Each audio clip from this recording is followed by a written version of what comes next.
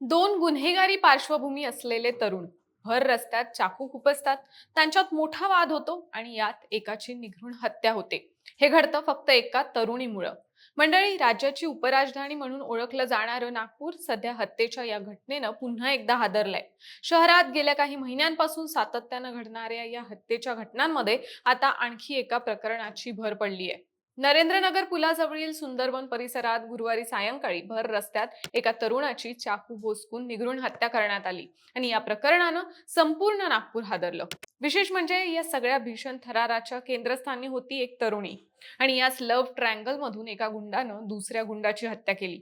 म्हणूनच हे प्रकरण काय, गुन्हेगारीच्या जगात वावरणारे दोन गुंड एका मुलीमुळे एकमेकांचे कट्टर शत्रू कसे बनले, त्या रात्री नेमकं काय घडलं, हे सगळं जाणून घेऊयात या व्हिडिओच्या माध्यमातून. नमस्कार, मी रुपल आणि तुम्ही पाहत आहात विशेष भारी. मंडळी, मृत तरुणाचं नाव आहे गौरव पंकज रगडे, वय अवघ 25 वर्ष. तर या हत्येतील मुख्य आरोपी म्हणून पोलिसांनी गौरव रामभाऊ राऊत या तरुणाला अटक केली आहे. विशेष म्हणजे दोघांचंही नाव गौरव असल्यामुळं या प्रकरणाची चर्चा शहरभर वेगळ्याच पद्धतीनं रंगू लागली आहे. पण या नावापेक्षाही धक्कादायक बाब म्हणजे पोलिसांच्या माहितीनुसार दोघांच्याही विरोधात या आधीपासूनच गंभीर स्वरूपाचे गुन्हे दाखल आहेत. मृत गौरव रगडे हा नुकताच एका हत्येच्या प्रकरणात जामिनावर तुरुंगातून बाहेर आला होता. एबीपी माझा या वृत्तसंस्थेनं दिलेल्या वृत्तानुसार गौरव रगडे याचे गेल्या 2 वर्षांपासून सुंदरबन येथे राहणाऱ्या सपना नावाच्या तरुणीशी प्रेमसंबंध होते. पण अलीकडच्या काळात सपना आणि गौरव राऊत यांच्यातील जवळीक वाढली होती. गौरव राऊत हा मूळचा यवतमाळच्या दिग्रस मधला आहे. तो सपनासाठी नागपूरच्या नरेंद्रनगर मध्ये राहायला आलेला होता. त्याने या भागात भाड्यानं एक घरही घेतलं होतं. सपना आणि गौरव राऊत या दोघांनी नरेंद्रनगर परिसरात एक क्लाउड किचनही सुरू केलं होतं. या सगळ्यामुळे सपनाचा पूर्वीचा प्रियकर गौरव रगडे याला राग अनावर झाला. गुरुवारी हाच वाद विकोपाला गेला आणि रगडे याची हत्या झाली. आता गुरुवारी म्हणजे ज्यावेळी ही घटना घडली तेव्हा नक्की काय घडलं तेही जाणून घेऊयात. तर गौरव रगडे हा राऊत याच्या घरी पार्टी सुरू असताना गेला. यावेळी सपनाही तिकडे होती. तिला आणि राऊतला एकत्र पाहून गौरव रगडे संतापला. सुरुवातीला गौरव राऊत यानं घराचा दरवाजा उघडला नाही, तेव्हा गौरव रगडेनं खिडकीच्या काचा फोडल्या. गौरव राऊत दुसऱ्या मार्गाने घरातून बाहेर पडला. रगडेनं त्याचा पाठलाग केला आणि हे दोघे नरेंद्रनगर मधील सुंदरबन अंडरपासच्या परिसरात आले.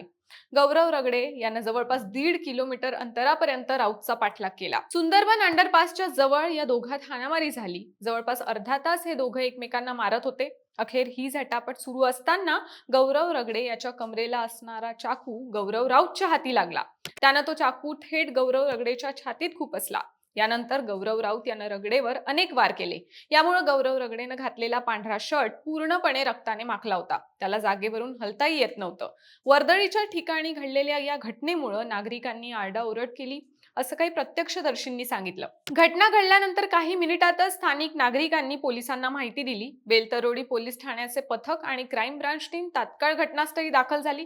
गौरव रगडे रक्ताच्या थारोळ्यात पडलेला होता. पोलिसांनी त्याला जवळच्या मेडिकल कॉलेजमध्ये दाखल केलं, पण डॉक्टरांनी तपासून त्याला मृत घोषित केलं. एबीपी माझाने दिलेल्या माहितीनुसार क्राईम ब्रांचने टेक्निकल सर्व्हेलन्सच्या आधारावर आणि मोबाईल लोकेशन ट्रेस करून अवघ्या काही तासातच मुख्य आरोपी गौरव राऊत आणि त्याच्या एका साथीदाराला नागपूरच्या वेशीवरून ताब्यात घेतलं आणि त्या तरुणीचीही आता पोलीस चौकशी सुरू आहे. या घटनेने नागपूरच्या कायदा आणि सुव्यवस्थेवर पुन्हा एकदा मोठे प्रश्नचिन्ह निर्माण केले आहे. मंडळी, लव्ह ट्रँगल, गुन्हेगारी पार्श्वभूमी आणि त्यातून भर रस्त्यात झालेली निघृण हत्या ही फक्त एक घटना नाहीये.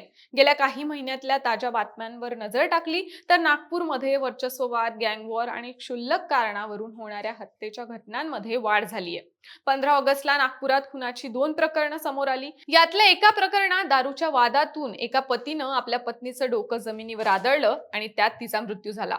त्यानंतर आता 2 दिवसांपूर्वीच नागपूरच्या मनीषनगर परिसरातल्या एका हॉटेलमध्ये तरुणाने आपल्या प्रेयसीची चाकूने वार करून हत्या केली आणि स्वतःवरही वार करत स्वतःला संपवण्याचा प्रयत्न केला. या प्रकरणात पोलिसांना मिळालेल्या माहितीनुसार दोघांनी संध्याकाळी हॉटेलमध्ये रूम बुक केली. रात्री 10 वाजताच्या सुमारास त्यांच्या खोलीतून जोरात किंचाळण्याचा आवाज आला. जेव्हा हॉटेलच्या कर्मचाऱ्यांनी जाऊन पाहिलं तेव्हा तरुणी मृतावस्थेत होती, तर तरुण जखमी अवस्थेत आढळला.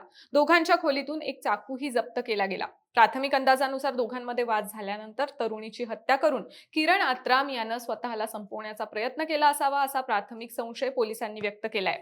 आता ही प्रकरणं ताजी असतानाच नागपूरमध्ये पुन्हा एक हत्याकांड घडल्यानं सगळीकडे घबराटीचं वातावरण आहे. नरेंद्रनगर सारख्या उच्चभ्रू भागात जर गुन्हेगार भर दिवसात तलवारी आणि चाकू घेऊन फिरत असतील तर सामान्य नागरिक किती सुरक्षित आहेत? नागपूर पोलिसांचे कॉम्बिंग ऑपरेशन सुरू असतानाही गुन्हेगारांना पोलिसांचा धाक उरलेला नाही का, असा संतप्त सवाल आता नागपूरकर विचारत आहेत. विशेष म्हणजे गुन्हेगारी पार्श्वभूमी असलेल्या व्यक्ती जामिनावर बाहेर येऊन पुन्हा गुन्हे करत असल्याच्या घटना समोर येत असल्यानं पोलीस यंत्रणा आणि न्याय व्यवस्था यांच्यातील समन्वयावरही प्रश्नचिन्ह उपस्थित होत आहे. बाकी मंडळी, या प्रकरणावर तुमचं मत काय हे आम्हाला कॉमेंट्समध्ये नक्की सांगा आणि विशेष भारीच्या YouTube चॅनलला सबस्क्राईब करायला विसरू नका.